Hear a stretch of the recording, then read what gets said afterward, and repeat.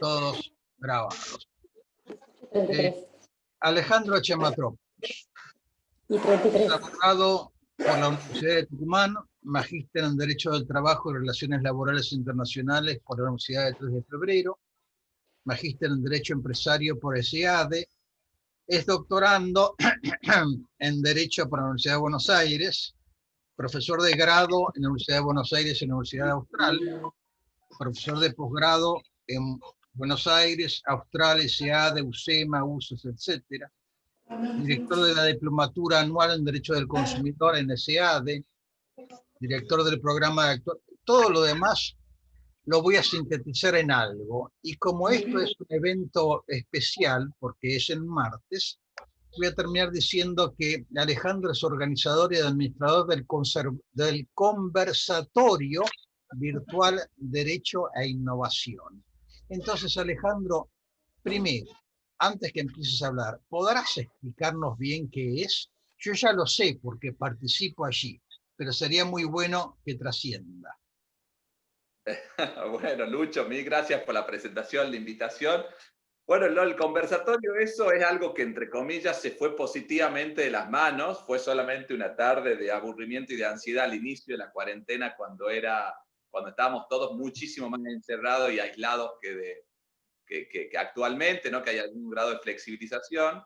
Y era un tema que veníamos ya pensando con algunos amigos, en el sentido de amigos del derecho y fuera del derecho, de empezar a articular y a vincular áreas de conocimiento que tengan como hilo conductor intentar explicar el comportamiento humano, ¿no? Que en tanto y en cuanto desde el derecho no somos las únicas personas que nos dedicamos a esto, sino que hay muchas áreas, obviamente, tanto de las ciencias sociales, pero ahora también de las ciencias exactas, la ciencia de la salud, etcétera, que se dedican a esto, ¿no? Y se formó una idea muy simple, en la cual somos hoy 240 personas, en las cuales hay todos profesores, la gran mayoría, muchísimos, la gran mayoría de un nivel muy alto, de distinto origen, argentinos y de afuera del país, de distintas provincias. Hay profesionales del derecho, tecnólogos, neurocientíficos, ingenieros, psicólogos, biólogos, etcétera, etcétera. El hilo conductor es intentar explicar el comportamiento humano desde el saber de cada uno, ¿no?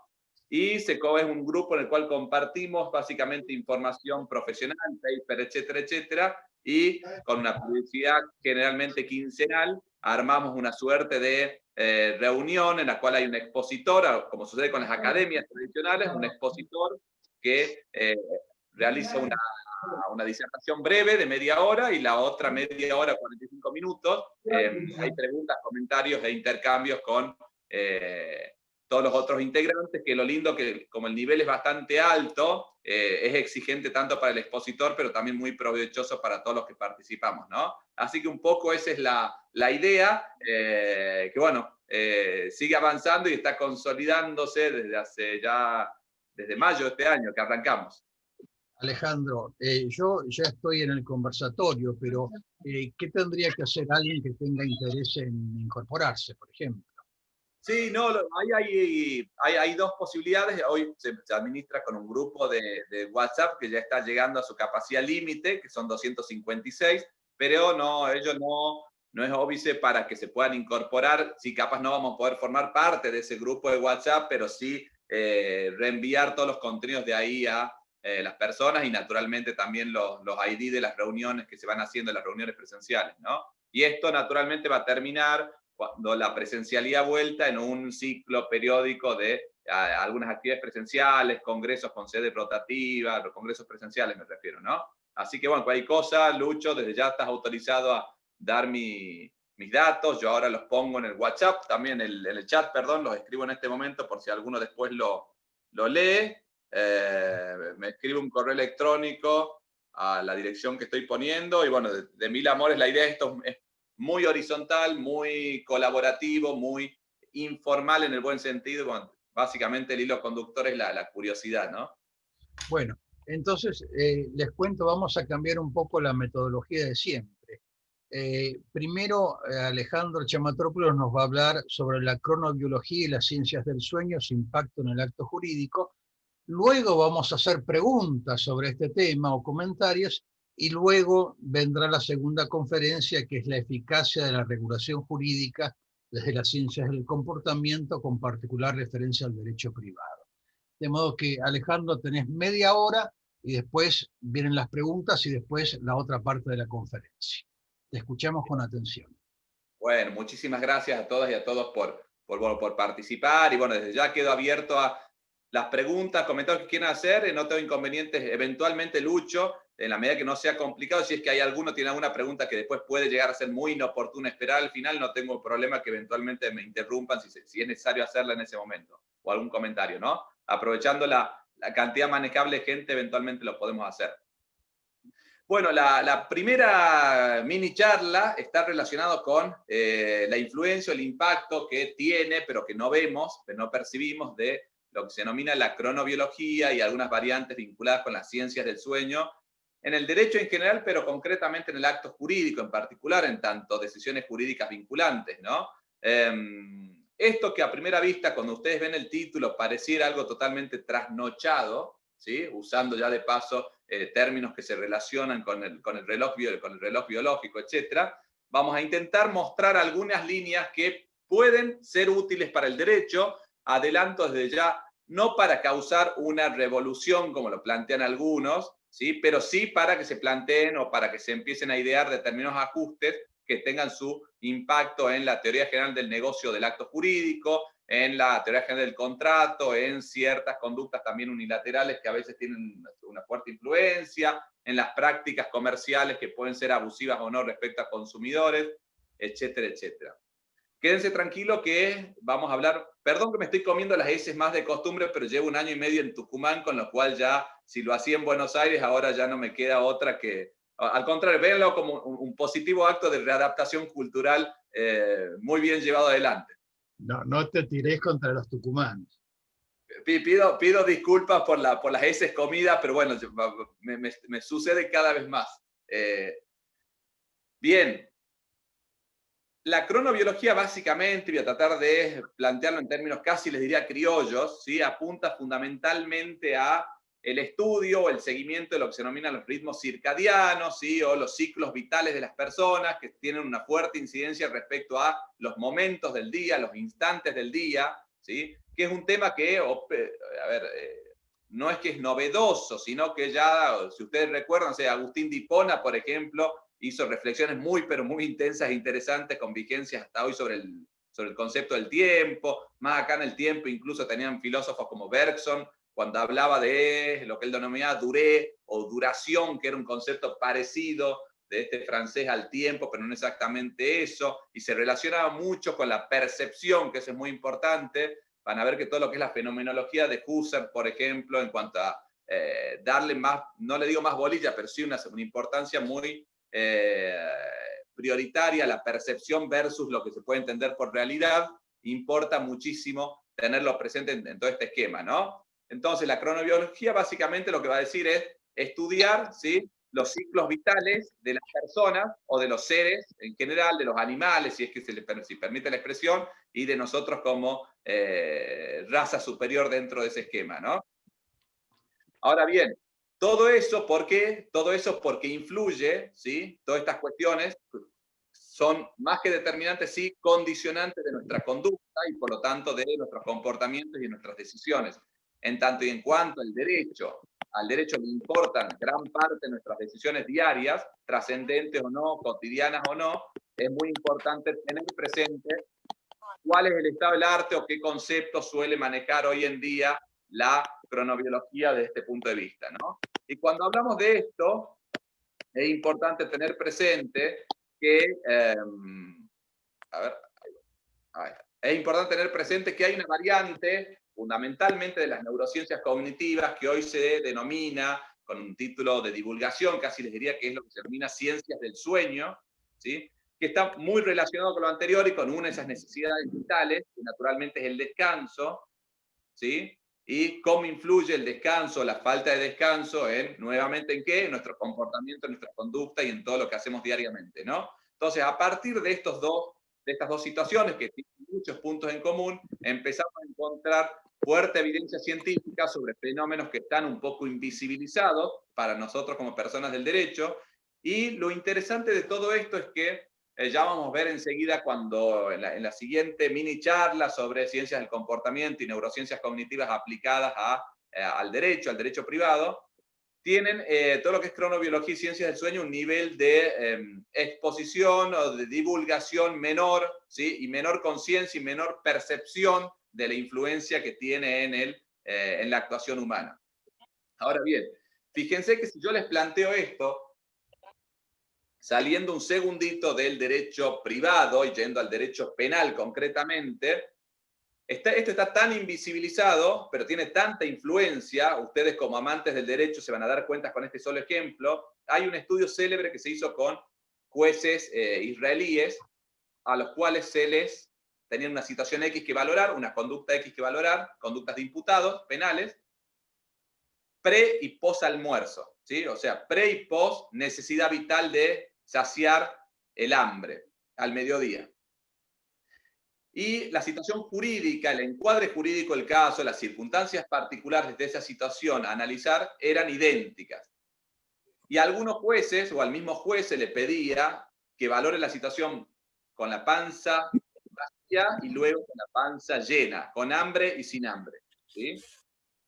Las conclusiones, sorpresivas, humorísticas, pero preocupantes para el derecho, por lo menos que a mí me preocuparon mucho y fue lo que me terminó de convencer de que este tema que había que profundizarlo desde las distintas ramas del derecho, en este caso el derecho privado civil, era que los jueces o las juezas con hambre, ¿sí? valoraban la conducta del imputado de una manera mucho más severa, mucho más exigente, y el juez o la jueza con la panza llena ante la misma situación se ponía mucho más empático, comprensivo, ¿sí? benevolente, etcétera, etcétera.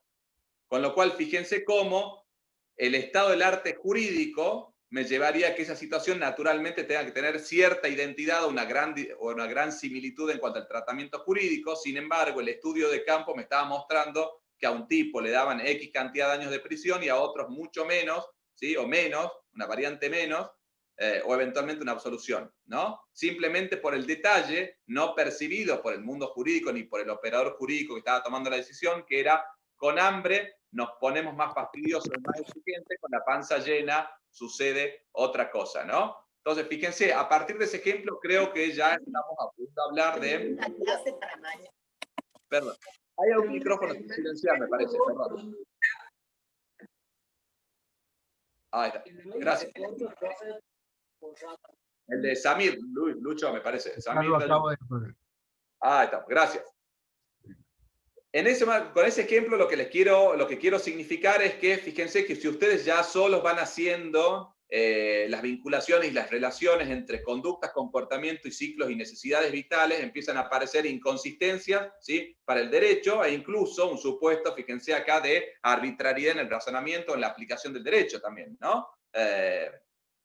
Otra manera de verlo es, hay un mundo fuera del derecho que influye poderosamente en los comportamientos y que no lo estamos viendo, y que si nosotros estamos tratando de que nuestra conducta jurídica, ¿sí? acercarla a la norma positiva, sea cuando se la valora desde una función jurisdiccional, tratando de resolver con la justicia del caso, o si yo estoy redactando un contrato, si estoy diseñando una estrategia de pleito, no puedo dejar de tener presente estas herramientas, porque me podría pasar tranquilamente esto de que con hambre o sin hambre pueda cambiar, ¿sí? mi respuesta decisional ante una situación jurídica determinada, ¿no?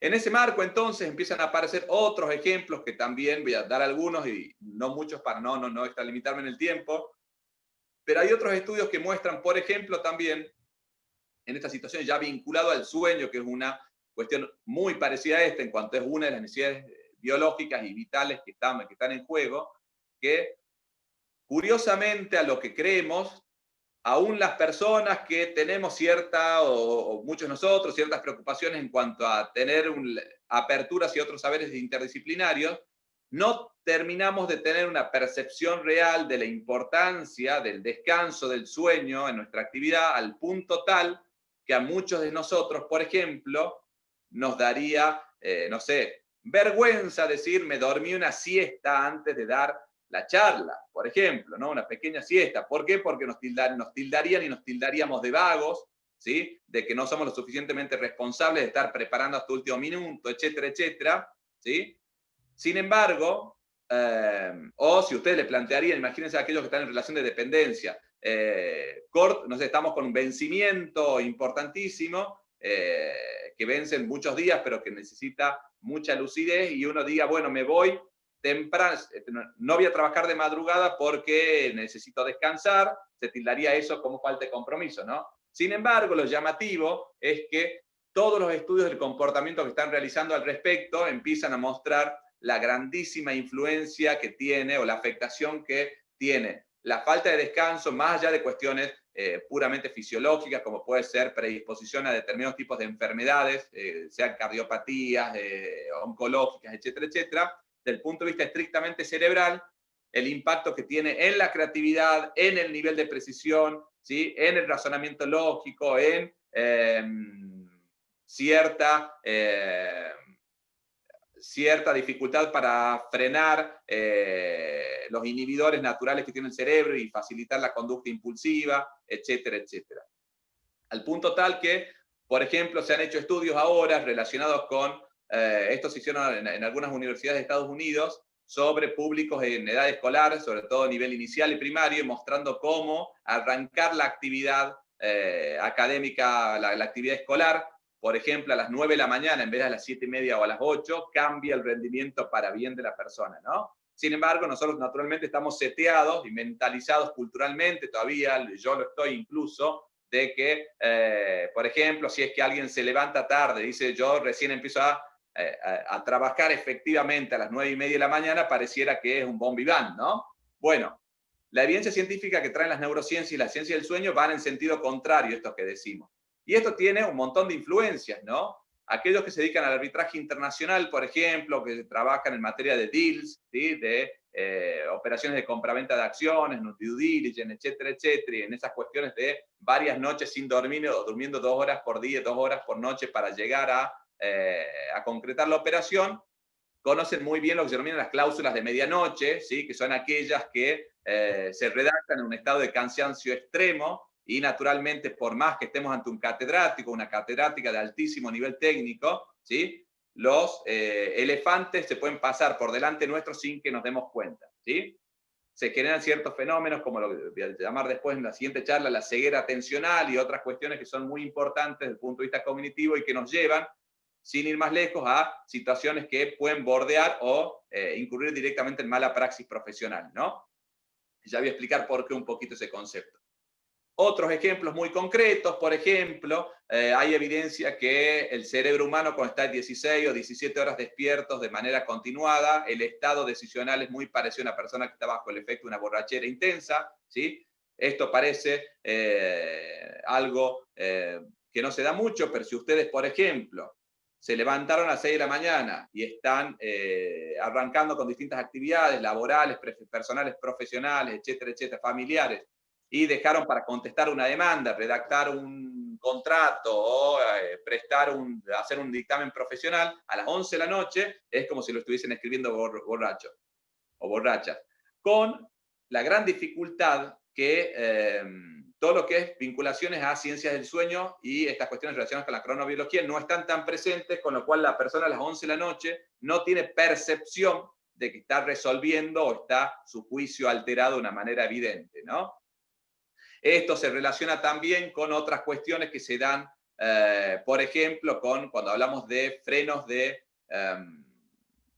inhibitorios naturales que tiene la conducta humana, a medida que va, a ver, lo voy a tratar de explicar en términos automovilísticos. Ustedes arrancan con el tanque lleno de nafta, se va gastando la nafta, ¿sí? A medida que se va gastando la nafta, nosotros tenemos un doble sistema de toma de decisiones que voy a hablar un poquito en la charla que sigue. Esto produce que el cerebro, que es ante todo un administrador de recursos, un gran economista, va a tratar de que para llegar con vida al final del día, empecemos a automatizar decisiones y a ceder ante decisiones impulsivas, y eso se traduce en términos jurídicos y en el ámbito del derecho nuestro, en situaciones en las cuales, por ejemplo, si vamos al derecho de familia, por ejemplo, va a suceder que el nivel de cansancio y de falta de descanso, hay comprobaciones de que generan un mayor grado de actitudes impulsivas y de agresividad y situaciones de violencia, concretamente, ¿no?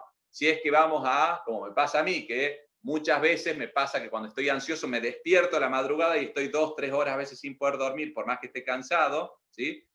Y muchas veces para distraerme hago algunas compras por e-commerce, esto lo hago realmente, sobre todo libros. Bueno, la compra que lleva adelante, la contratación que lleva adelante Alejandro Chamatrópulos a las 3 de la mañana, ¿sí? No tiene el mismo nivel de reflexión que la compra que lleva Alejandro Chamatrópulos a las 9:30 de la mañana, ¿sí? Por efecto del impacto del ciclo vital sobre la decisión humana, ¿sí? Si era de día, de noche, si era madrugada, si era de día, ¿sí? Si era descanso, si había descanso, no había descanso. Ahora bien, desde nuestra autopercepción, Alejandro Chamatrópulos va a decir, fui tan racional, ¿sí? A las 3 de la mañana con sueño como a las 9 de la mañana sin sueño, ¿sí? Sin embargo, mi actitud va a ser notoriamente más impulsiva y si usted tiene un algoritmo del otro lado haciendo seguimiento de mi actuación y mi nivel de navegación, se va a dar cuenta que hay muchas más compras, entre comillas, irreflexivas o impulsivas, ¿sí? Que en otro momento del día. Y esto se relaciona incluso en lo que es la teoría del management, ¿sí? En lo que es gestión y administración, en esos famosos consejos que suelen dar algunos gurúes, cuando ustedes ven que dicen las decisiones más importantes profesionales del día, háganlo al principio. Bien, se despiertan, hagan lo más difícil del día al principio, ¿sí? Y dejen el piloto automático, por ejemplo, contestar correos intrascendentes para la tarde, ¿no? Naturalmente hay algunas variantes, no voy a entrar ahí, de lo que se denominan alondras y búhos, personas que tienen un mayor grado de posibilidades de rendir a un ritmo aceptable de día y otras, los búhos, de noche, etcétera, pero estas son cuestiones que son de mucha relevancia a tener presente. Entonces, ya resumiendo y para tratar de ir pasando a las primeras conclusiones y abrir un poquito a preguntas y después eventualmente ir a la segunda charla, tenemos que la cronobiología y la ciencia del sueño como conclusiones, como pequeñas conclusiones a tener presentes. Les digo pequeñas por una cuestión que les voy a relacionar con lo que se denomina el proyecto Brain, ¿sí? Del cual les voy a hablar en unos minutos. ¿Tienen una influencia notoria en el comportamiento? Respuesta afirmativa, sí. Segundo punto, la persona humana, ¿sí? Aún con el grado de avance de la sofisticación de nuestro pensamiento jurídico, cuando empezamos a hilar sobre lo finito y no apuntamos al grueso y empezamos a distinguir situaciones y a ponderar situaciones, no tenemos una real percepción de ese impacto. Punto 3, hay un elemento cultural que nos lleva a razonar y a aparentar en sentido contrario, o sea, nosotros premiamos al que labura 17 horas por día, ¿sí? No diríamos que es una persona que está casi en el estado de la borrachera. Punto 3. Punto 4, el nivel de impacto que produce en el acto jurídico en particular y con las proyecciones que se pueden dar en cualquier rama del derecho en la cual esos actos se dan es más importante, ¿sí? En cuanto a frena la reflexión, ¿sí? O inhibe o de alguna manera afecta la reflexión, y incrementa situaciones que pues, se pueden relacionar, por ejemplo, en el ámbito del derecho de familia, decíamos, con la violencia familiar, ¿sí? O la violencia directamente en una actuación, puede ser una contratación. No es un tema que lo podamos solucionar a primera vista con instrucción, en el sentido de que solamente afecta a los vulnerables, en el sentido de que aquella persona con mucho grado de instrucción puede, de algún modo, quedar liberado de esa causal de afectación de su juicio crítico. Y lo último, que esto sí me parece muy importante, nosotros tenemos que el artículo 1725 del Código Civil y Comercial, que es una conjunción de los viejos 902 y 909, nos dice básicamente que mientras más importante lo que llevamos adelante, nuestra función, mayor debe ser nuestro grado de diligencia. El grado de diligencia, ustedes saben, la culpa se aprecia en base a determinadas circunstancias de tiempo, lugar, espacio, etcétera, etcétera. Bien, ante eso, nosotros hasta hoy, jurídicamente, para valorar esa conducta, y esto es como reflexión, lo planteo, nos lleva, decíamos, miro el estado del arte jurídico, qué es lo que conoce o debiera conocer jurídicamente, el mínimo, y a partir de ahí digo si hay negligencia o no hay negligencia, ¿sí? Ahora bien, nosotros tenemos un montón de áreas científicas o disciplinas que no tienen en teoría nada que ver con el derecho, o que los operadores del derecho los miramos poco o poquísimo, que aportan evidencia científica muy frondosa sobre cuestiones que impactan en nuestras decisiones profesionales.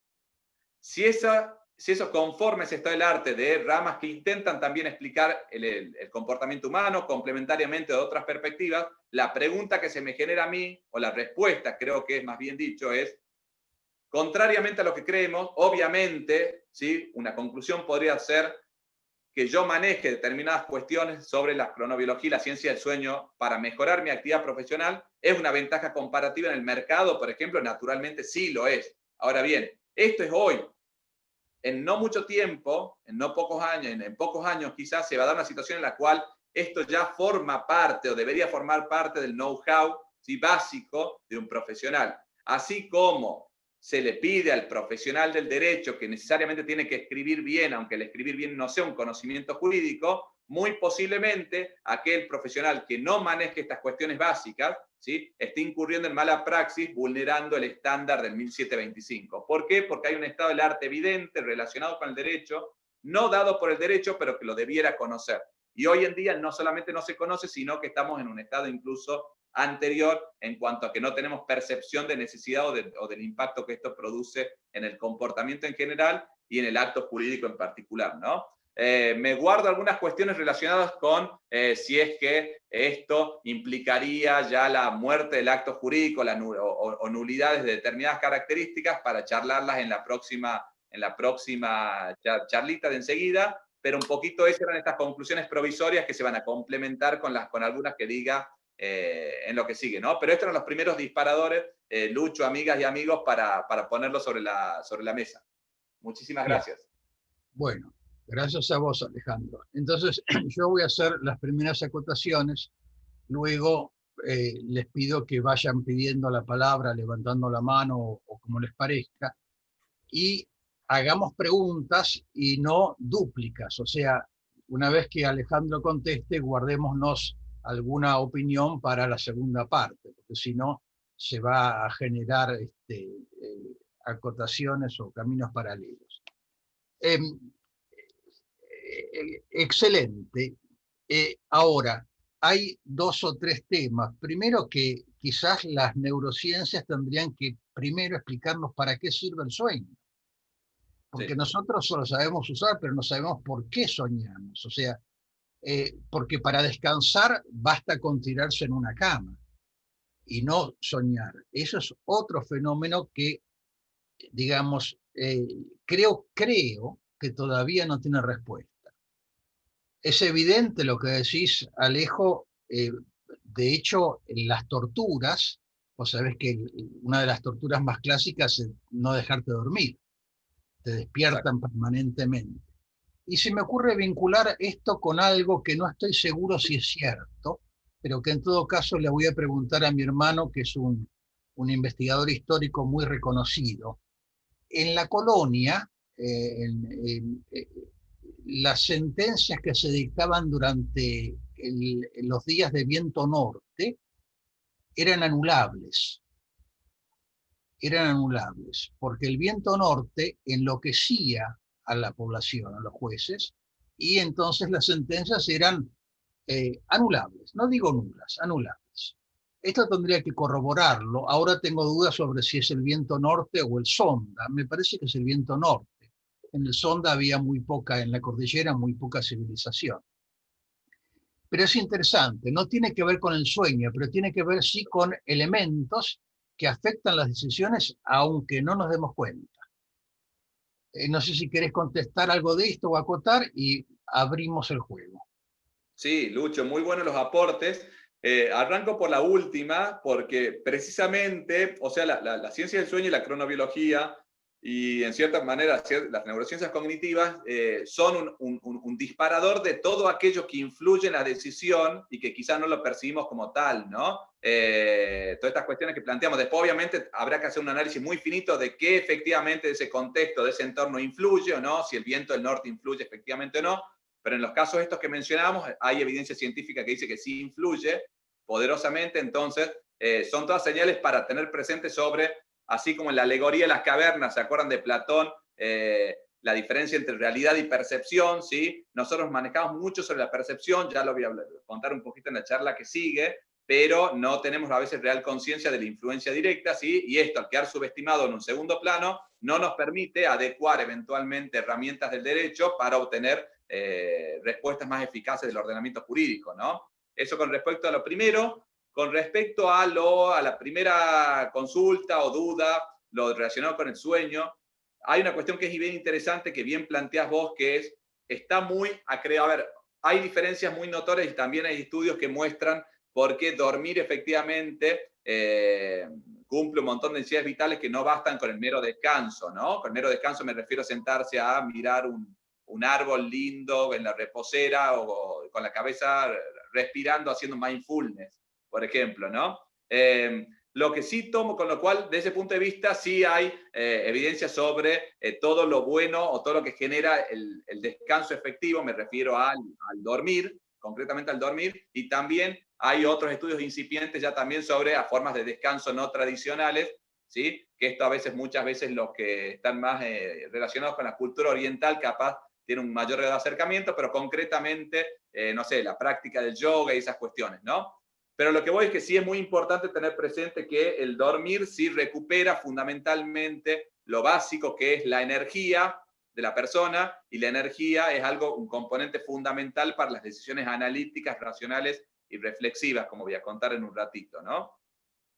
Y lo otro que sí es muy importante, y es casi, les diría, que se lo podría hacer, abre a pensamientos ya ensayísticos y filosóficos, cuando hablamos lo que no está tan estudiado todavía hoy, Lucho, y no hay tanta evidencia sobre el sueño, ya no en el descanso, sino el proceso onírico, o sea, lo que pasa en la cabeza, ¿sí? Y cómo influye eso, tanto en las decisiones como en los objetivos de vida, en nuestros ideales, etcétera, etcétera, ¿no? Muchos de ustedes muchas veces habrán soñado con algo que les disparó una idea, se hizo una sinapsis neuronal ortodoxa o heterodoxa, y a partir de ahí se siguen persiguiendo objetivos que quizás no se hubiesen logrado sin ese disparador inicial, ¿no? Eso, el qué pasa en la cabeza mientras efectivamente dormimos es uno de los fenómenos o de las cuestiones que todavía no hay hoy en el estado del arte de las neurociencias cognitivas y de la ciencia del sueño, mucha información que se pueda validar. O sea, ¿qué pasa con la cabeza mientras duerme, no? Más allá de lo fisiológico, ¿qué pasa con las conexiones? Sí hay algunos elementos relacionados con cómo se potencia la memoria mientras duermo, o aquellas cuestiones que algunos profesores recomiendan a los alumnos de que duerman bien la noche anterior a un examen porque la cabeza sigue trabajando aunque esté dormida, en el sentido de que, por ejemplo, se solidifican determinados conocimientos, etcétera, pero no sobre el concepto genuino de sueño. Me refiero a la vivencia ficcional, me refiero de todo aquello que imaginamos o vivimos como real en el sueño, ¿no? Pero bueno, por ese lado va más o menos la cosa, Lucho. Bueno, ¿alguna otra pregunta? Doctor Caramelo. Hola, ¿qué tal a todos y a todas? Alejandro, Hola, ¿sabés si hay algún estudio o algo que tenga que ver sobre la influencia del mundo digital al que nos vimos lanzados? Digamos, lo veníamos utilizando en los ritmos circadianos, porque hay un tema que es que hay muchas recomendaciones sobre el uso de lo digital, los cortes con lo digital, el que los chicos no estén hasta tan tarde con lo digital, porque aparentemente tiene alguna influencia en esta capacidad de concentrarse y poder dormir y poder llegar a estados de descanso adecuados. La pregunta es, ¿tenés idea si hay algún estudio sobre eso? Mira, te diría muchos estudios que se están realizando, algunos con resultados provisorios, otros más bien definitivos, pero concretamente hacia donde apuntan varios de ellos. Hay un libro, entre paréntesis, de divulgación, sin grandes pretensiones técnicas, pero un estudio bastante serio de Santiago Bilinkis, que se llama, creo que es Guía para sobrevivir el presente, algo parecido. Está editado hace 1 o 2 años y habla mucho de cómo la tecnología influye en el comportamiento, ¿no? Concretamente, Lucho, Gus, sobre eso, sí hay, y creo que lo podemos percibir en primera persona cuando gran parte de nuestros problemas de sueño, por ejemplo, en mi caso, me ha pasado mucho de que alguna notificación de una app me despierta, o la luminosidad de la pantalla influye, y naturalmente ahí hay unos estudios en los cuales muestran cómo la pantalla, el material con el cual está hecho la pantalla del celular, que es lo que tenemos al lado de la mesita de luz, ¿sí? Le manda una señal al cerebro, entre comillas, como si fuese de día, ¿sí? Entonces le dice básicamente despertarte cuando no te tendrías que despertar, ¿no? Después sí hay innumerables estudios que están realizando sobre, naturalmente, sobre la exposición a pantallas en niños pequeños, sobre todo, en el entorno digital también sobre la capacidad de concentración, el multitasking, etc.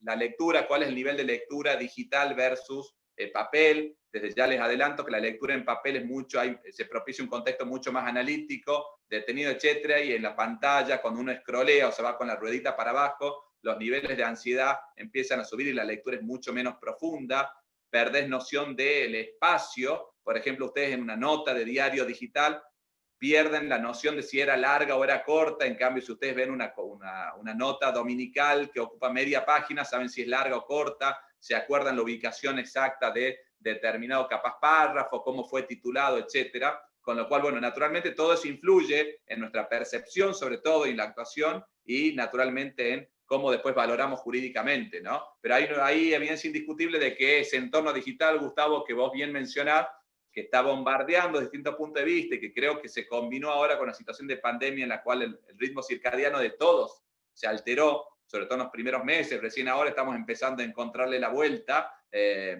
y ese pasatiempo que son las actividades brindadas por aplicaciones, por redes sociales, por Netflix, etcétera, etcétera, en el cual el entretenimiento o la novedad nunca termina porque siempre hay algo más por ver, ¿sí? Influye naturalmente en nuestros procesos de descanso, ¿no? Obviamente están diseñados, esto me olvidé decirlo, están diseñados naturalmente la gran mayoría de los algoritmos hoy en día, sobre todo de las aplicaciones líderes, tomando en cuenta los estudios que se llevan adelante en materia de ciencias del comportamiento y ciencias del sueño, ¿no? Alguien decía alguna vez que en Silicon Valley las ciencias del comportamiento, de las cuales voy a hablar enseguida, son algo así como el santo grial para el funcionamiento de los algoritmos y la rentabilidad que se puede sacar a través de ellos. Gracias. ¿Alguna otra pregunta o comentario? Dos comentarios. Le agradezco la charla a Alejandro. Uno es cómo el tema de Alejandro dispara algo que inclusive hablamos ayer en la charla de ayer, que es el tema de ser multidisciplinarios, ¿no? Los abogados, que nos cuesta en general. Como vemos esa necesidad de abrir la cabeza a otras ciencias que tienen otra lógica que la nuestra, ¿no? Entonces me parece muy, muy importante introducir estos temas. Y el otro es el tema que muestra Alejandro cómo, pese a nuestro orgullo, muchas veces tomamos decisiones no racionales sin darnos cuenta. Siempre pensamos que actuamos racionalmente y lo peor es que no somos conscientes que actuamos irracionalmente. Yo cité, ayer en la charla mencioné este libro de Kahneman de Pensar despacio, pensar rápido, y él demuestra eso, ¿no? Sí. Las decisiones no racionales que tomamos todo el tiempo. Sí, concuerdo. ¿Algún otro comentario o acotación? Bien. Yo llegué un poquito tarde porque estaba tomando parciales, 1000 disculpas, pero no me lo quería perder. Pero a lo mejor ya lo dijeron, pero me siento muy identificada con el tema que preguntó Gustavo Caramelo sobre lo digital en la influencia del sueño. A mí me gustan los jueguitos. Juego a los jueguitos de la compu y en el teléfono. Y si tengo vidas, es hasta que se terminan. Pero lo que voy a decir es una antigüedad. A lo mejor Alejandro nunca jugó al Tetris, pero yo supongo que los demás... Sí, me encanta. Yo supongo que los demás sí. Bien, no sé si a ustedes les pasó, pero yo tuve que dejar de jugar un tiempo porque cuando dormía, por ahí me van a tratar de loca, pero me caían las fichas en la cabeza. Sí. Soñaba la posición de las fichas. ¿Nunca les pasó? Sí. Lo cual me di cuenta que me estaba afectando severamente. ¿Puede ser, Alejandro? Sí, Flor, muy buena la acotación. No solamente eso, sino que te redoblo la apuesta y está documentado incluso en casos que les pasará cercanos de ustedes o de personas que iban buscándole formas de ficha de Tetris a las cosas del entorno real. ¿Sí? Si ustedes, por ejemplo, veían, no sé, una cómoda y un televisor arriba, decían, bueno, acá puede ir la ficha con forma de L, etcétera, etcétera. Bueno, naturalmente eso se da me dé introducción para plantear, hay otro tema que es muy interesante para tener presente, que bueno, ese es el impacto negativo naturalmente que tienen eventualmente el videojuego, el entorno virtual también en la conducta. Hay otros impactos también que se dan, hay otros impactos que también se dan, que es lo que hoy se conoce como gamification, ludificación o gamificación, ¿sí? Que básicamente es hacer lo mismo pero al revés, utilizar técnicas de videojuego, ¿sí? Incluso en aquello que es perfil adictivo o compulsivo, para tratar de mejorar conductas de las personas o lograr objetivos valiosos, ¿no? Un ejemplo excelente que podemos dar es, no sé si cuántos de ustedes conocen la aplicación para aprender idiomas que se llama Duolingo, que tiene una lógica de videojuego muy parecida a la que señalaba Flor recién, en el sentido de que juego una vida más, juego un nivel más, etcétera, etcétera. O sea, entre comillas, usamos ese nivel de adicción, así como en Netflix dice, cargando el próximo capítulo y a los 4 segundos arranca el nuevo y uno mentalmente dice, me quedo 10 minutitos más para ver cómo arranca. También este tipo de aplicaciones se trata de usar esas debilidades psíquicas o, mejor dicho, cerebrales de la persona para lograr objetivos, entre comillas, valiosos, ¿no? Que puede ser aprender un idioma, etcétera, etcétera, ¿no? O sea, darle lógica de videojuego a esa situación. También esto se da en el marco de técnicas de contratación, sin ir más lejos, cuando ustedes ven lo que hoy se conoce como visual contracts o los procesos de contratación que se pueden dar en plataformas comerciales en las cuales el proceso es cada vez más atractivo y empieza a utilizarse incluso la estética a veces del videojuego, de pantallas que se van cargando, niveles, paso 1, paso 2, etcétera, que intentan fomentar ese espíritu lúdico y hacer por lo menos la tarea más amena e incentivar llegar al final del recorrido, ¿no? Así que esas son las dos caras de la gamificación, la positiva y después lo que hablaba recién Florencia de, naturalmente, cómo el impacto que tiene la conducta de determinados videojuegos, ¿no? También ni hablar de aquellos videojuegos en los cuales está presente el elemento violencia, sobre todo en los chicos, ¿no? Acoto algo. Los psicólogos que hacen selección de personal la están haciendo tomándole a los chicos videojuegos. Esto es interesantísimo. Es tal la importancia del tema. Sí. Bueno, no sé si alguien tiene alguna otra pregunta.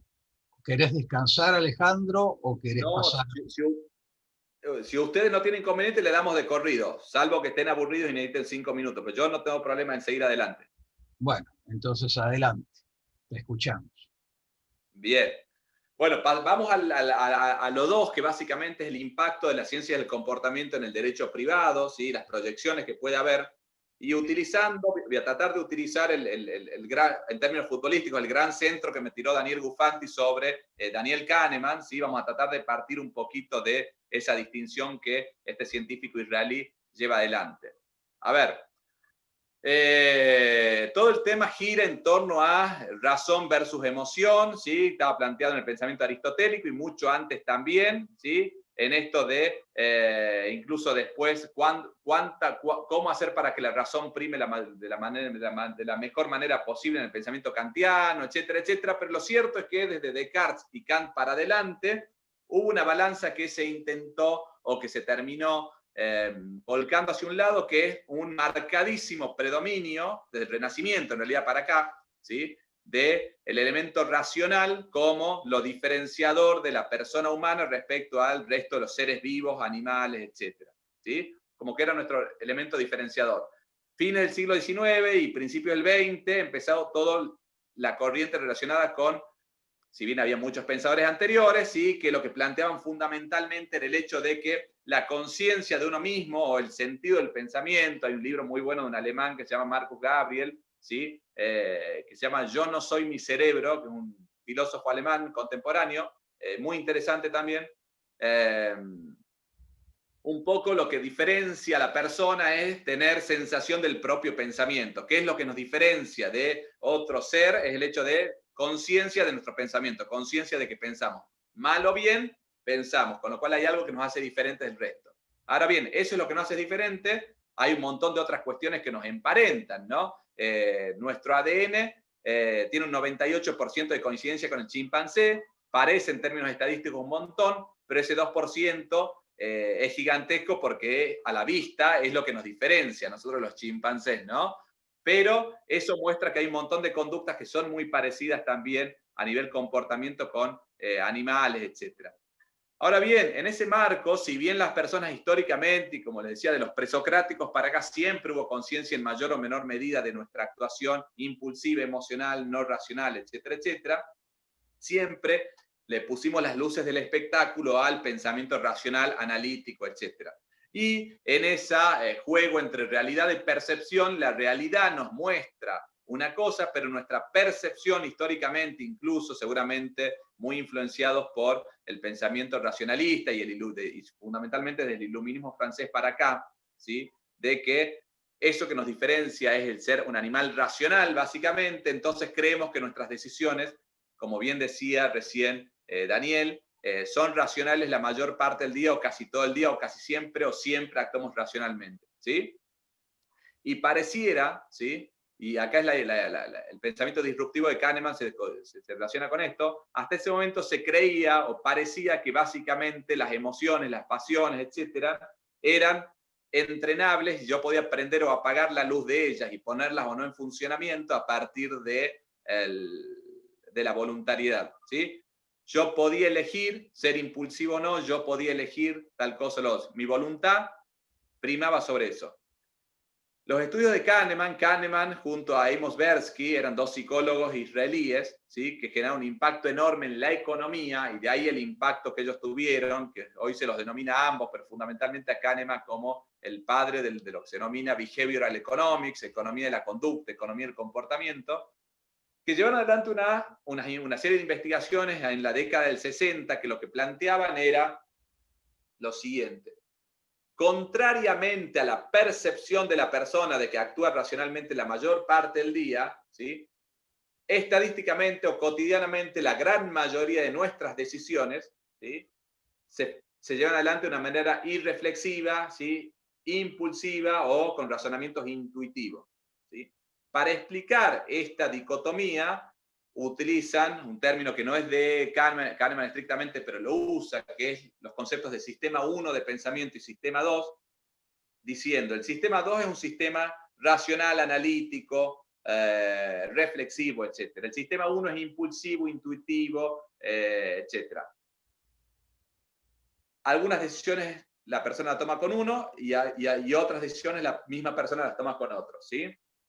Ahora bien, hasta ese momento se creía que esos sistemas se prendían y se apagaban con la voluntariedad o con el entrenamiento de la voluntad, básicamente, ¿no? Pero lo que plantean estos científicos con estudios de campo era que, contrariamente a lo que se creía, lo que hacía que prime uno u otro sistema no era la voluntariedad, sino la familiaridad de la situación, básicamente. Cuando yo tenía situaciones en las cuales mi experiencia, sea mi experiencia real vivida o mi experiencia genética, o sea, lo que se acumuló en el cerebro humano con el paso de los siglos, me decía esta situación es familiar, yo bajo la guardia y actúo, dejo actuar el sistema 1, impulsivo, irreflexivo, intuitivo, casi automático, una suerte de piloto automático. Cuando me encuentro con una situación totalmente nueva que no sé para dónde disparar, ¿sí?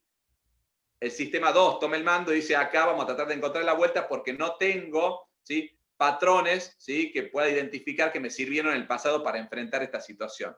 Esto, que uno diría, a ver, me conviene siempre actuar analíticamente con el sistema 2, que es un poco lo que se suponía hasta ese momento, en realidad es una gran falla, y esto no lo explica Kahneman, pero sí otros científicos posteriores, que esta explicación de la dicotomía entre ambos sistemas, que obviamente no son puros, son modelos, obviamente hay en un acto preeminencia el sistema 1, preeminencia el sistema 2, no es que actúa uno u otro como blanco y negro, ¿no? Esto nos lleva a que pensemos que el sistema 1, por más que parezca que viene con muchas fallas, es muy útil. Es muy útil por dos situaciones. Es muy útil porque permite respuestas más rápidas o decisiones más rápidas, ¿sí? En cambio, el sistema 2, como tiene que analizar más información, más variables, más condiciones, etcétera, es más lento, ¿sí? Ahora bien, la rapidez obviamente es un valor a tener particularmente presente en el mundo en general y en el mundo del derecho en particular.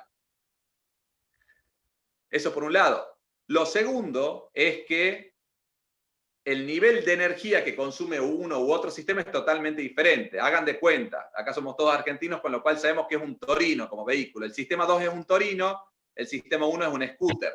¿Sí? O sea, y ustedes tienen que el manager de esa situación es el cerebro. Yo les decía que era un economista por excelencia. Ustedes saben que el objetivo básico de la economía es cómo hago para satisfacer múltiples necesidades con pocos recursos. Hablábamos hace un rato de que ese tanque se llena diariamente a partir del descanso. ¿Sí? Ahí hay un micrófono prendido, Lucho, si se puede apagar. Mil gracias.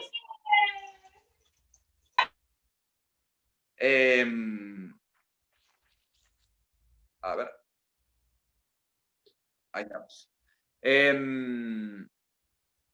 Teníamos entonces que ese tanque de nafta se llena diariamente con el descanso y el sueño y todo eso que hablábamos antes, ¿sí? Por ser una necesidad vital, pero se va gastando a lo largo del día. ¿Sí?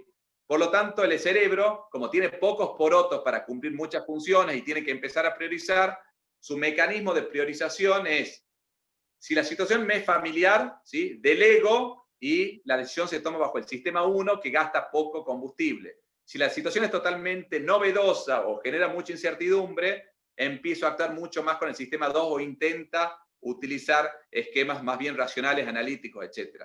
Con lo cual, una ley que siempre nos dijeron que no es la mejor ley, que para mí, del punto de vista cerebral, es la mejor ley y es políticamente incorrecto decirlo en un ámbito académico, pero la ley del menor esfuerzo es la regla de oro de cualquier economista y de cualquier esquema de eficiencia. ¿Cómo hago para llegar al resultado? Con el menor esfuerzo posible, ¿sí? Gastando la menor cantidad de plata posible, de energía posible, de actividad posible. ¿Sí? Ante dos situaciones en las cuales hay que llegar al resultado A, si a uno le insumió 3 y a otro 1, naturalmente lo de uno fue mucho más eficiente. En ese marco, eso es lo que hace el cerebro. Va a tratar o va a tensar la regla, la situación para tratar de llevar casi todo al sistema 1. ¿Por qué? Porque gasta poca energía. Y de dejar para el sistema 2 todo aquello que no se relaciona con esto. Ahora bien, dentro de nuestra percepción, nuevamente, esto no les había mencionado, además de la voluntariedad, nosotros tenemos la creencia o percepción, valga la repetición de palabra, de que los actos importantes de la vida, jurídicos o no jurídicos, se llevan adelante con el sistema 2 y los actos cotidianos, intrascendentes, con el sistema 1. Por ejemplo, casarse, asociarse, generar una sociedad, me refiero a una sociedad jurídica, ¿no? Una sociedad, una persona jurídica, firmaron un contrato, comprar una casa, apretar el botón rojo para disparar misiles cruzados entre Corea del Norte y Estados Unidos, etc. Creemos que esas son decisiones que se toman racionalmente siempre. Y que las onceras de la vida, comprar, elegir Coca o Pepsi en un bar, comprar un caramelo, hacer una diligencia simple, etc., se toman con el sistema 1. Y bueno, la respuesta es que no es esa, sino que lo que determina si es sistema 1 o sistema 2 es básicamente el nivel de familiaridad, ¿sí? Y esto puede hacer que, por ejemplo, una decisión de altísimo nivel, como puede ser resguardar o no un régimen cambiario de un país, una política de Estado, pueda ser paradójicamente tomada bajo un sistema 1 y paradójicamente o contrariamente una decisión totalmente intrascendente de la vida, como podría ser, por ejemplo, ir a un restaurante en un país totalmente ajeno, que no conozco sus costumbres, me lleva un montón de tiempo y active mi sistema analítico para elegir el plato que voy a comer, por más que nos hayan dicho que todos esos platos son seguros en cuanto a que no nos van a causar daño, ¿sí? O sea, la elección del plato se transformaría en un acto estrictamente racional y paradójicamente apretar un botón rojo de una guerra nuclear podría no serlo. Bien. Eso lleva entonces a tener presente que cuando nosotros lo vinculamos tanto con la teoría del acto jurídico, tanto con la teoría general del contrato, acá me voy a enfocar fundamentalmente en esos esquemas, o con comportamientos en general, ¿sí? Esperable de la persona, nos lleva a que si nosotros pensamos que quizás, y esto es una opinión personal, uno de los grandes problemas del derecho, de la ciencia jurídica hoy en día es la eficacia, en cuanto a no logramos calibrar la mira para que la norma positiva sea efectivamente cumplida, ¿sí? ¿Por qué? Porque pareciera que a veces regulamos, nos contentamos con la regulación y nos olvidamos del comportamiento, ¿sí? Desde ese punto de vista, de alguna manera el pensamiento kelseniano nos sirvió muchísimo, pero también nos afectó muchísimo. El enamorarnos de la norma positiva nos hizo perder de vista a veces el comportamiento, la conducta regular, ¿no? En ese marco empiezan a aparecer una serie de ideas por continuadores de Kahneman. Uno es el economista de la Universidad de Chicago, Richard Thaler, Nobel de Economía el año 2017, quien escribió un libro con Cass Sunstein, que es un jurista muy, muy citado en Estados Unidos, que se llama Nudge, o está traducido como un pequeño empujón en Argentina, que lo que plantean es un concepto que se llama paternalismo libertario, que básicamente es cómo hacer para que la persona, ¿sí?, conociéndose las debilidades cognitivas de la persona, se puedan lograr políticas públicas deseables, acercarla a los objetivos comunitarios, como puede ser mejorar la cantidad de donantes de órganos, cumplir las normas de tránsito, etc. Bueno, ya voy a hablar un poquito de eso, vuelvo un poquito hacia atrás y decimos que teníamos un sistema 1 y un 2, y volviendo al aporte muy bueno que había hecho Daniel Bufanti,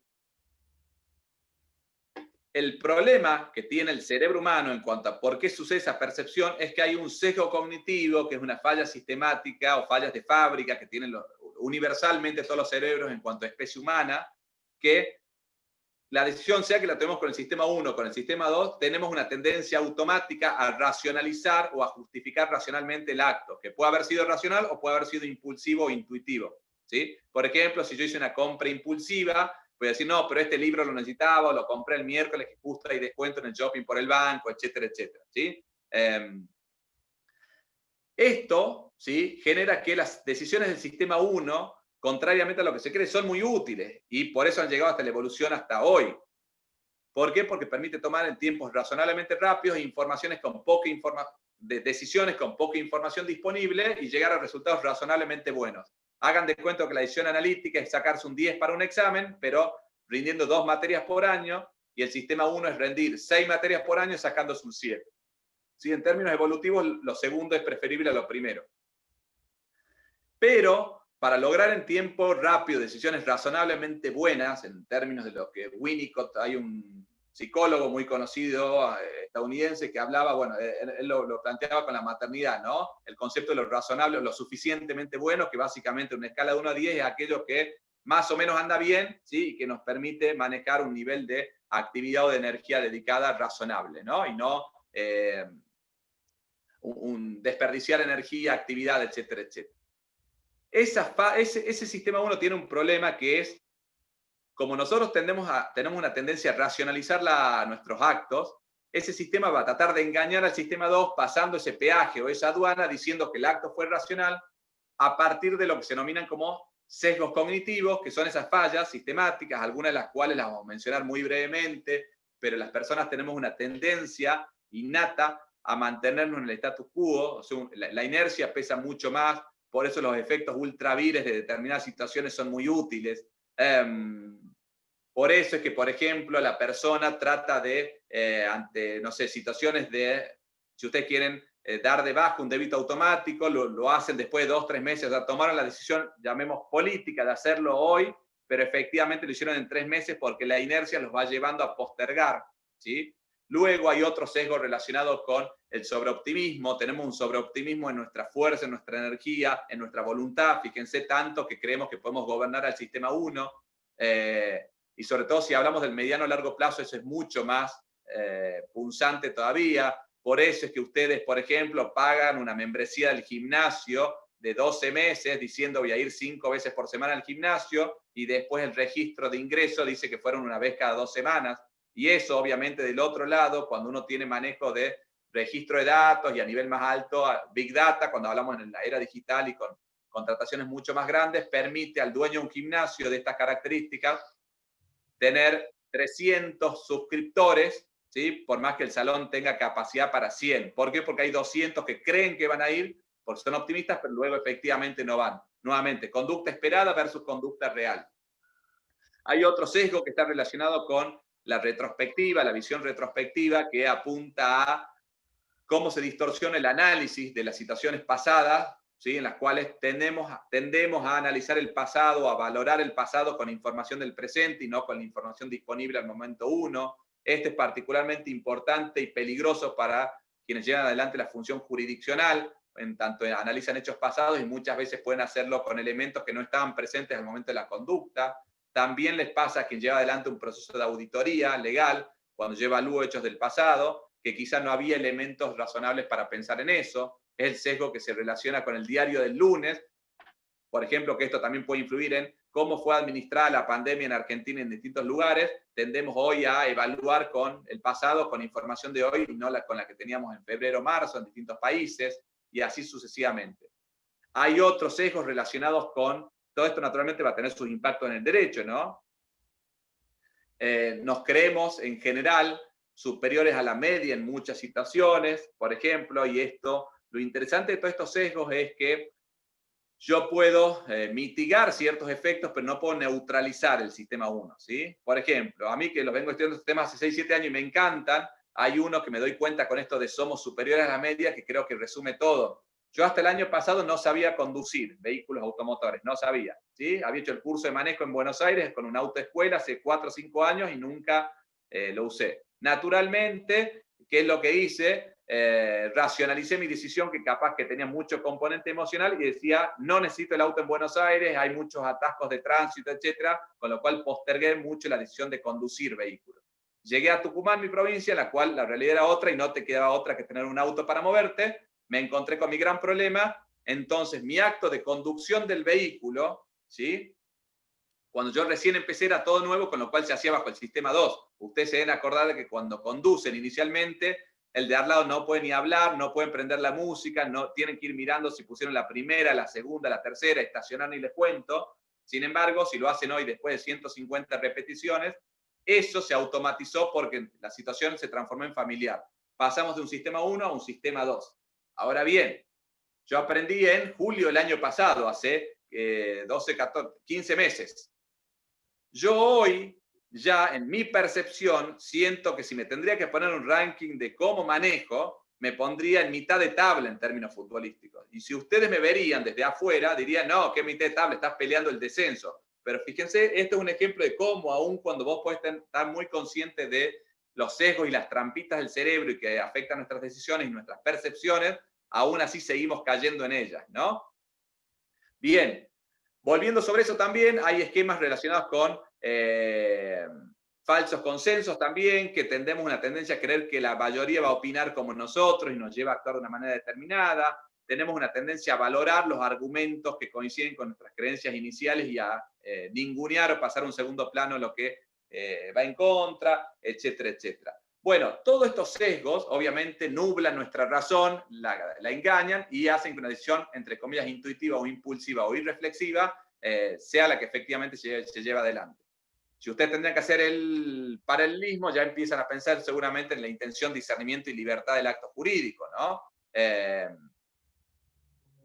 ya vamos a ver, algunos dicen, bueno, si esto es así como sucede, hay algunos científicos, hay un científico muy interesante, David Eagleman, que plantea un poco, cuestiona el concepto de libre albedrío directamente, ¿no? Que incluso Agustín de Hipona lo viene trabajando desde mucho tiempo atrás, Kant también se hablaba sobre el libre albedrío, etcétera, pero hoy básicamente se plantea que quizás el libre albedrío no es lo que creemos que es, y si es así, muchos con pronósticos apocalípticos hablan de la muerte del contrato, de la muerte del acto jurídico y en definitiva de la muerte del derecho, ¿sí? En cuanto sin libertad no habría responsabilidad.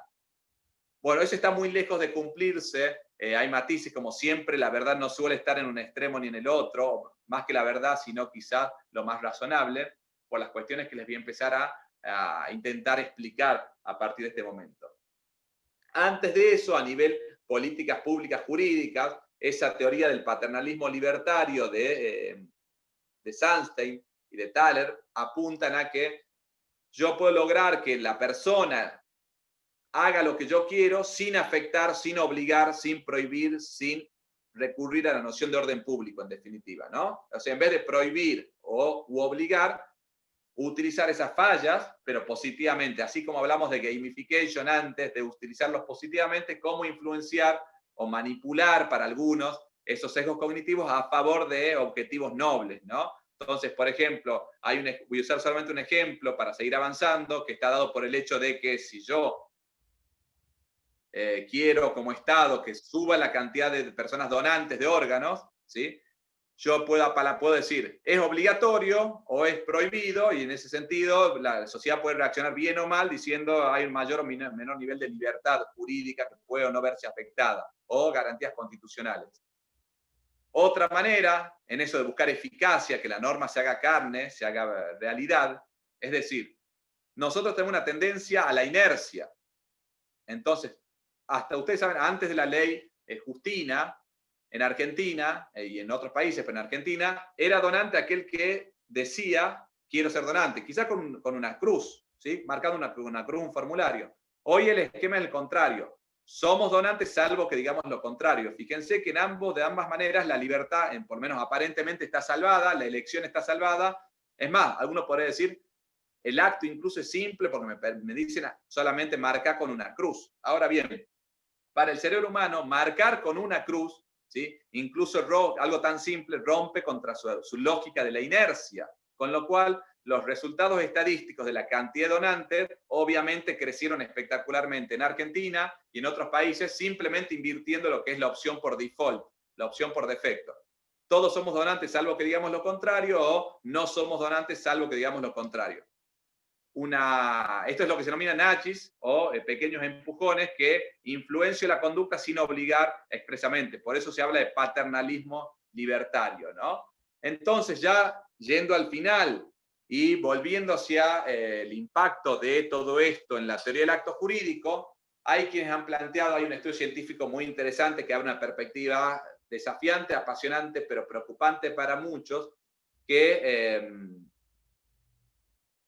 a través de estudios cerebrales permitían, entre comillas, anticipar un acto mecánico de una persona unos segundos antes de que se haga consciente. Por ejemplo, podían detectar en la actividad cerebral que se iba a mover un dedo y la persona a los 2 segundos, ¿sí?, percibía, tenía conciencia que movía el dedo. Con lo cual, si eso es así, muchos dicen la libertad no existe. Sin embargo, eso está muy lejos todavía porque lo que yo les planteaba era que primero eso es un acto mecánico, los actos mecánicos no funcionan igual que los actos que implican toma de decisiones mucho más complejas, y en ese marco, también para poner un poco de paños fríos, hay un proyecto BRAIN que yo les mencionaba hace un rato, que iniciado por la administración Obama para en el 2030 intentar completar el estudio del cerebro humano. Hoy se conoce muy poco el cerebro humano, con lo cual todas estas conclusiones no dejan de ser provisorias, y se intenta emular lo que se hizo con el proyecto del genoma humano, el ADN descubierto por Watson hace 65 años,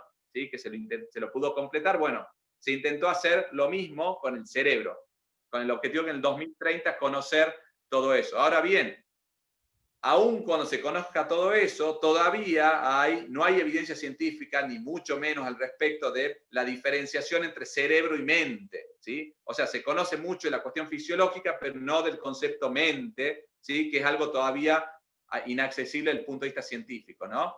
Hay un neurocientífico francés, una celebridad francesa que se llama Stanislas Dehaene, que trabaja sobre estos puntos, tiene un librito muy interesante, publicado incluso en editoriales de divulgación, que creo que se llama en español En busca de la mente, ¿no?, que plantea un poco esta dicotomía y abre un panorama obviamente interesantísimo, en el cual estamos muy, pero muy lejos de poder todavía afirmar esto de muerte o no muerte de la libertad, de la responsabilidad y qué sentido tiene el derecho, ¿no? Con lo cual, cuando ustedes lo vinculan con el derecho actual, sí podríamos decir dar algunas conclusiones provisorias, que es, así como dijimos con la cronobiología y las ciencias del sueño, ¿el derecho tiene que tomar en cuenta esto? Naturalmente sí. ¿Por qué? Porque influye en el comportamiento, y al derecho lo que más le importa es el comportamiento y la conducta humana, con lo cual no lo puede pasar de largo. Si lo pasa de largo, como les diría, no solamente es una desventaja comparativa, sino, en mi opinión, una causal de mala praxis en la actuación del operador jurídico.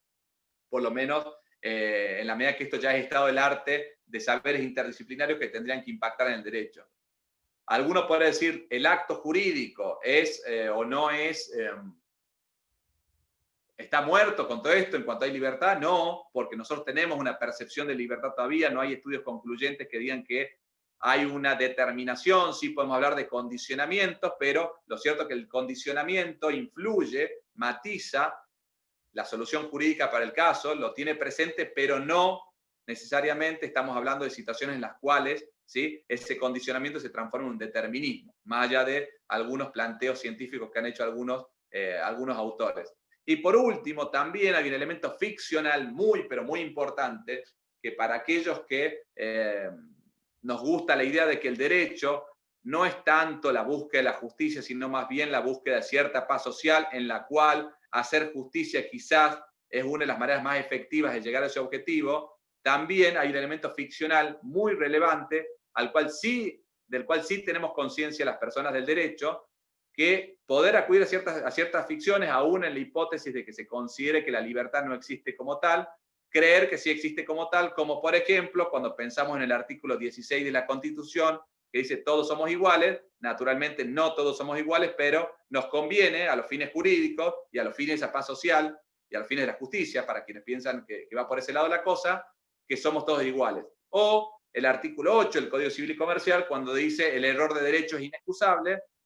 Nos pregunta, acá somos varias personas conectadas, ¿cuántos conocen de acá el 1% de todo el contenido normativo que lo obliga en Argentina? La respuesta obviamente sería nadie. Sin embargo, ese artículo 8 dice que no solamente las personas del derecho y los estudiosos y los fanáticos del derecho conocen todo el derecho, sino que el ciudadano común, doña Rosa o don Juan, conoce todo el derecho. Otra ficción que a los fines de buscar seguridad jurídica y garantizar esa paz social nos sirve como mecanismo efectivo, ¿no? Con lo cual quizás ese tipo de respuestas también tienen que ser valoradas a los fines de interactuar con los aportes que vienen de la ciencia del comportamiento en general y de la neurociencia y de las neurociencias cognitivas en particular. Así que bueno, para evitar extenderme mucho más, hasta ahí sería más o menos Lucho, y quedo abierto a dudas, preguntas, comentarios, intervenciones del tipo que quiera.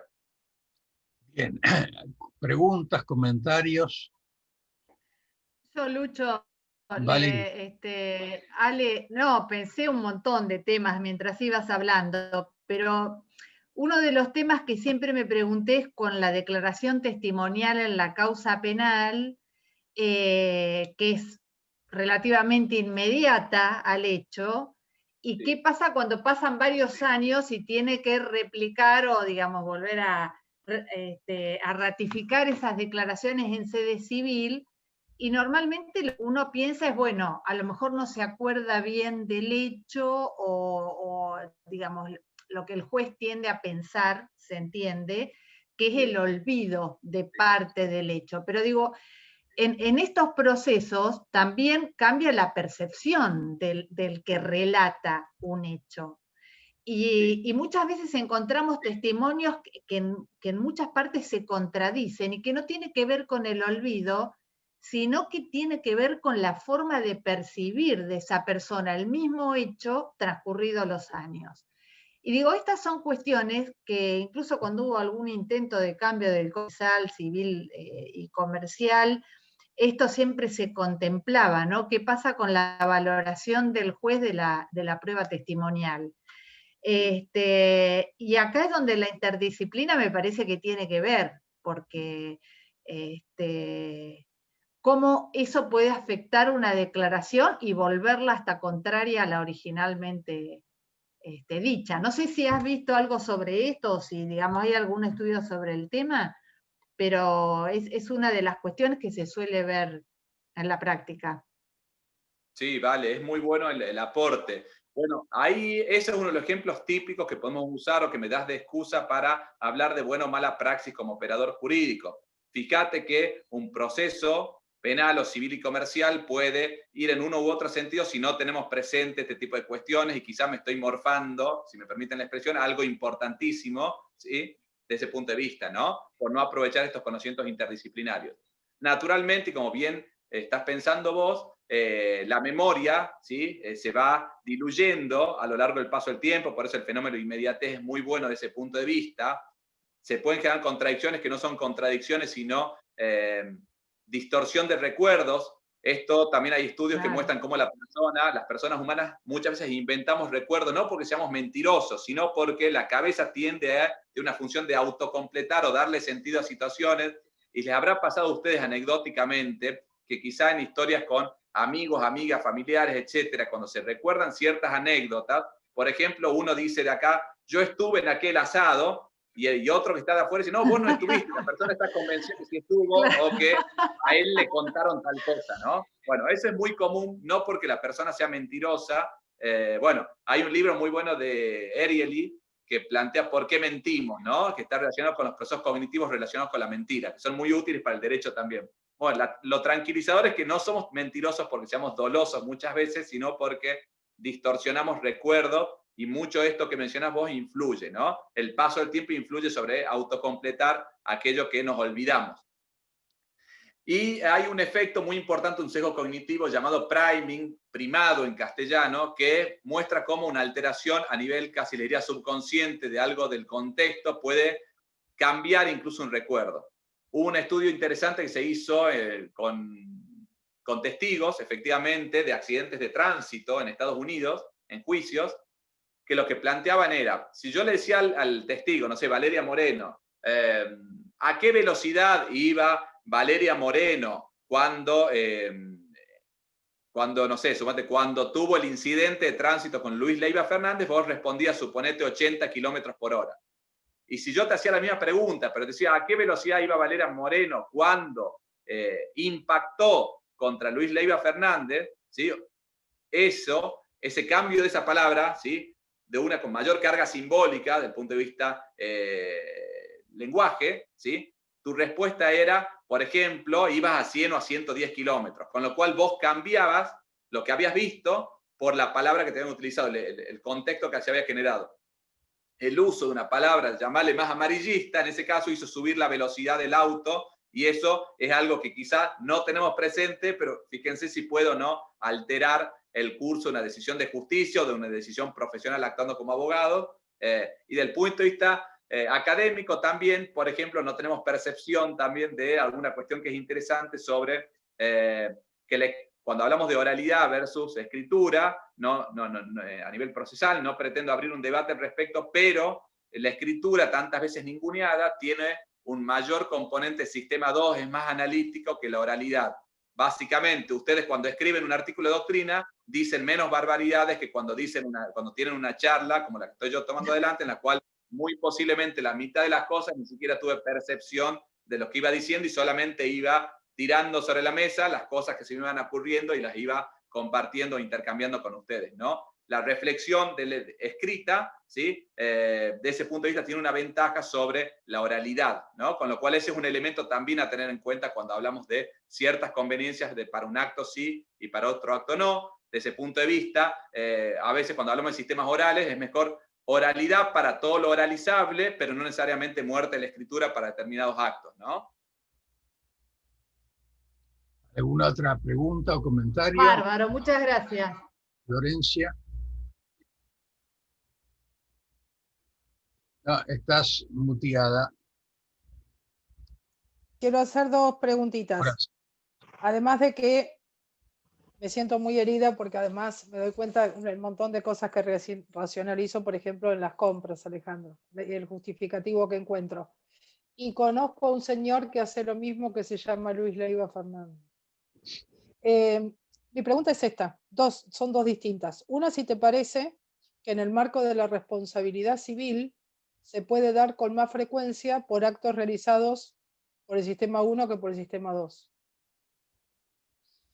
Y el otro es un pensamiento que digo, conocí a Vélez Arfiel, todo este sistema, cuando establece que la donación de inmuebles debe ser hecho por escritura pública bajo pena de nulidad, y no lo cambia este código, pensando un poco en que esa solemnidad evite el acto impulsivo.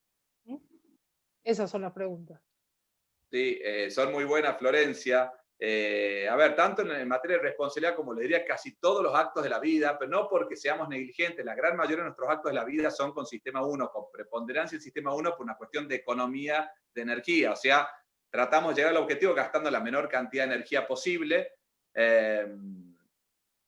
en la medida, sobre todo cuando se tratan de actos cotidianos, no sé, pensemos en accidentes de tránsito, pensemos en la mala praxis médica, un cirujano que está operando, y bueno, no sé si alguno de ustedes ha visto esos videos o conoce profesionales amigos que les muestra, entre comillas, el nivel de relax y los chistes que se pueden hacer en una operación de altísima complejidad cuando es un equipo que trabaja hace mucho tiempo, porque o sea, desacartonaron esa situación y en muchos aspectos también se trabaja como sobre una suerte de piloto automático, no sobre un proceso, que también tiene sus virtudes en muchos aspectos cuando el proceso está ajustado a protocolos, a reglas, porque evita que uno se pueda apartar de esa regla, ¿sí? Que es lo que trae, por ejemplo, quién aporta el bisturí, quién tal cosa, en qué momento, etc. Bueno, eso también ayuda.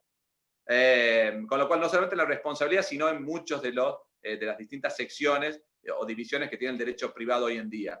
Y con respecto a las formalidades, naturalmente las formalidades son como alertas que hacen que el sistema 2 de alguna manera se ponga un poco en actividad. Es como una especie de pop-up que se abre en la pantalla, que nos dice está seguro, y naturalmente, sin conocerlo naturalmente, pero con una buena intuición desde ese punto de vista, Vélez y muchos otros juristas, y a ver, y esto es muy importante, el derecho, yo me acuerdo había escrito un trabajo pequeñito, sin grandes pretensiones, que hablaba de Najis en el Código Civil y Comercial, que está publicado en JA, creo, en la cual mostraba cómo, después de esta descripción que les hacía, el codificador, incluso el de 2015, porque estos temas no se conocían tanto en el ámbito del derecho hace 5 o 6 años, aunque parezca mentira, en muchas normas, ¿sí? Aplicaba conceptos de Najis sin darse cuenta, con lo cual Vélez también lo hacía y el jurista suele tener cierto acercamiento intuitivo a estos temas, nada más que acá la diferencia es que lo estamos trabajando sobre evidencia empírica, ¿no?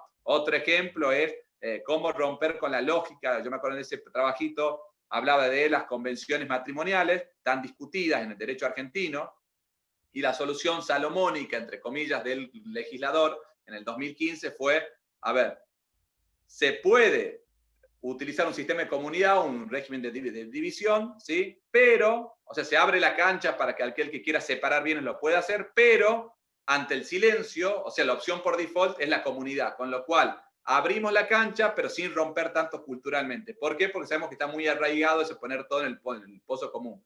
Fíjense que eso funciona. En las primeras nupcias.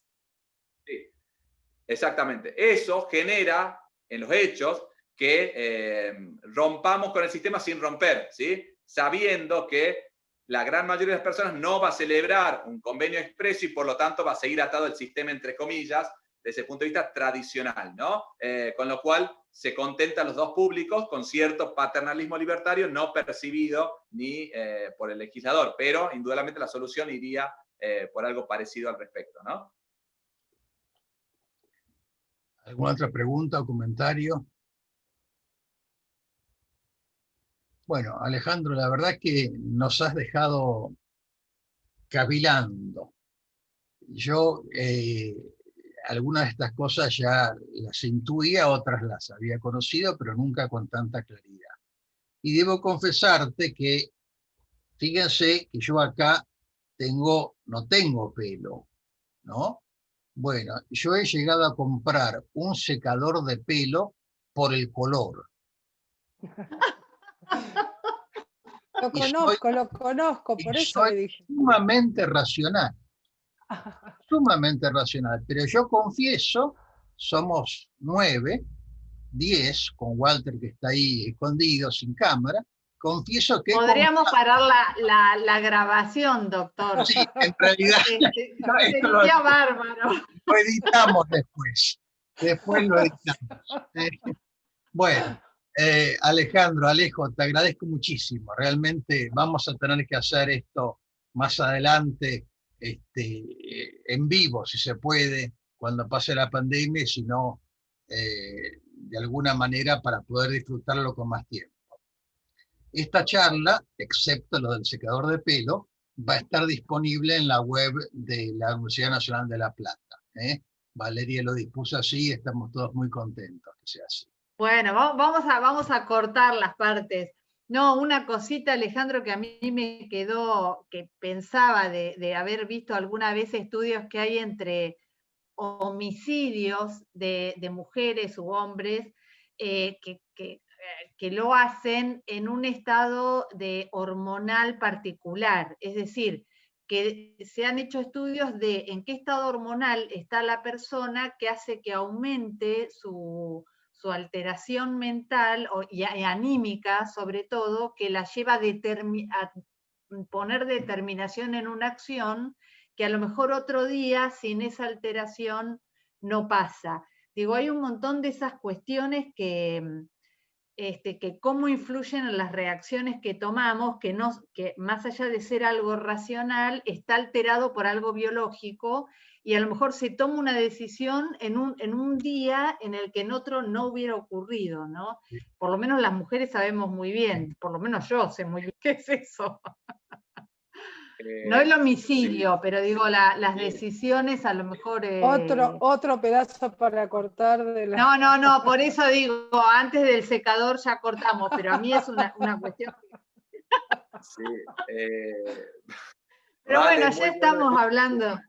El homicidio en estado corporal tiene que ver con eso, ¿no?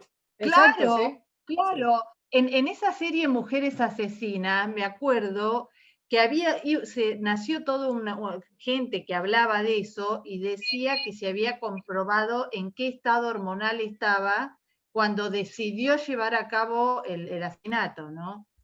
Y bueno, y es lógico, tiene razonabilidad, digo, no sé si... Sí, es muy buena la pregunta, Vale, es muy bueno, es un elemento a tener particularmente en cuenta. Ahora bien, yo, curiosamente, aunque me encanta los conocimientos provenientes de neurociencias, tengo mucho escepticismo sobre eso, en el sentido de que incluso cuando yo les hacía esa división no casual, o les faltaba la distinción entre cerebro y mente, hoy incluso el concepto cerebro, en todo eso que no se conoce del cerebro, todavía se habla de si el cerebro es solamente lo que tenemos, el kilo y piquito que tenemos en la cabeza, o si es en realidad los procesos de interacción con el entorno, que un poco estaba presente en la pregunta de Gustavo Caramelo.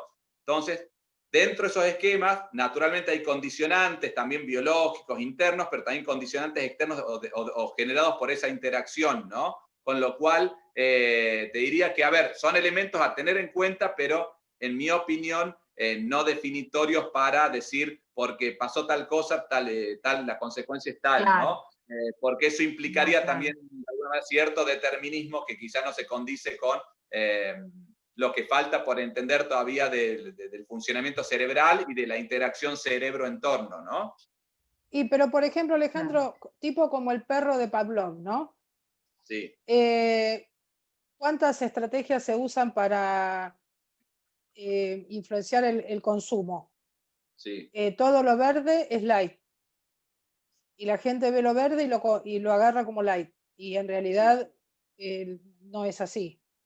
O todo lo rosa es para las mujeres y es más caro. Y es la misma fórmula, es ibuprofeno 400. Sí. Eso me parece que tiene un poco que ver también cómo conocer cómo reacciona el mercado ante determinados estímulos, y es el mismo sujeto el que reacciona ante esos estímulos conocidos y vinculados, por ejemplo, a los contratos de consumo. Sí, por un lado sí, en realidad a partir no tanto de Pavlov, que hizo muy buenos aportes, pero sí a partir de Watson y Skinner, bueno, también, sí. Y el neoconductismo, que apunta mucho a ese estímulo-respuesta, y sobre todo estos estudios de priming que yo les planteaba, que así como está la cuestión de cambiar una palabra impacto por incidente de tránsito, cambia la valoración, también naturalmente impactos que funcionan a nivel subconsciente pueden influir en la decisión, está la controversia de la publicidad subliminal también, etcétera, etcétera. Pero también es cierto que si bien son condicionantes, ¿sí?, no son determinantes de la conducta, ¿sí? Con lo cual, fíjense que esto sucede mucho cuando algunas de estas trampitas de mercado se popularizan demasiado, ¿sí? Es como que, y se genera cierto conocimiento social, las personas dejan de caer en determinadas trampitas, ¿no? Estoy pensando, por ejemplo, en ciertos ejemplos de venta de tiempos compartidos o tácticas trilladas, que al principio cae mucho más la gente y después esas trampas se terminan diluyendo, el cerebro se pone con la guardia más alta. Esto que bien mencionás vos de las etiquetas verdes, hoy se está trabajando, se está empezando a pensar en leyes de etiquetado en Argentina, con lo cual la persona ya no tiene la guardia un poquito más alta que la que tenía hace 10, 15 años, ¿no? Entonces son situaciones que condicionan, elementos que influyen, pero no necesariamente que lo determinan, pero sí es importante llevar a un plano consciente ese tipo de condicionamientos para saber que están presionando sobre nuestro elemento volitivo, ¿no? no tanto para reemplazarlo, pero sí saber que es un elemento de presión que no está relacionado con el precio, la calidad del bien o servicio, la financiación, etcétera, etcétera. Y perdón, un último elemento relacionado un poco con el ejemplo de Lucho, del secador. Yo quiero aclarar algo, Sí. Alejo, antes de que te despidas sobre el tema. El secador ahora lo uso para terminar de secar ropa. Bueno, tiene un uso. Hasta la Ropa justificación normal que racional, claro. le cuelgo una percha y con eso termino de secar. Exactamente, y ahí está la justificación racional del acto, naturalmente. Exacto. Pero además de eso, Lucho, y lo interesante de todo esto es también muy importante, que hay otro sesgo medio novedoso, que es creer que porque los conocemos, los neutralizamos, ¿sí? No podemos neutralizarlo. O sea, ahora, si Lucho Leiva se pone 15 años seguidos, se obsesiona y conoce toda la literatura escrita en español y en inglés sobre este tema, ¿sí?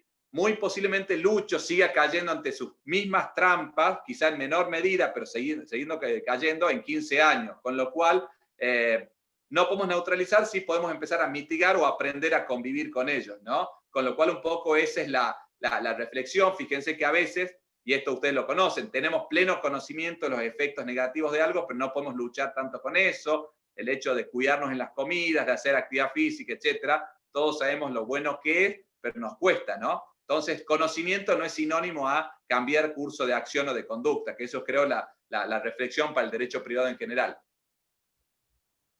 Bueno, muy bien. Realmente esto podría seguir hasta las 12 de la noche. Pero tengo miedo que se nos afecta el sueño. Entonces, vamos. Bueno, Alejo, te estamos todos muy agradecidos y creo que muy satisfechos realmente, no solo Muy por buena la tu exposición, charla. sino por todas las respuestas que nos pudiste dar, ¿no? Así que muchísimas gracias. No, Gracias, agradecido. Vale, gracias, doctora. Gracias, Alejo. Doctor Muy buena la aporta charla, cosas la verdad. Andrés Pérez, Se disfrutó mucho. Jäger, Samir, Abel, también muchas gracias. Y bueno, nos veremos en la próxima, que no sé cuándo va a ser, porque esta es la última de una serie de 20 conferencias que hemos dictado en las últimas 3 semanas. Muchas gracias. Muchísimas Bárbaro. gracias. Muy amable. Muchísimas gracias a ustedes. Gracias. Les agradezco muchísimo la invitación, Lucho, y a todas las personas que están hoy conectadas y tuvieron la generosidad de conectarse para charlar y pensar todos un poquito en voz alta. Acá en la República Separatista de Tucumán tenemos 5 horas de horarias, con lo cual me iré a dormir en un rato. Y desde ese punto de vista trajimos algunas cuestiones de derecho comparado, de derecho extranjero, ¿no? Agradezco en serio, de corazón, los intercambios. Me llevo mucho de todo lo que señalaron para seguir aprendiendo. Muchas gracias. Gracias a vos. Ale. Muchas gracias. Chao, nos vemos. Buena semana a Adiós. todos. Hasta luego. Chao, chao.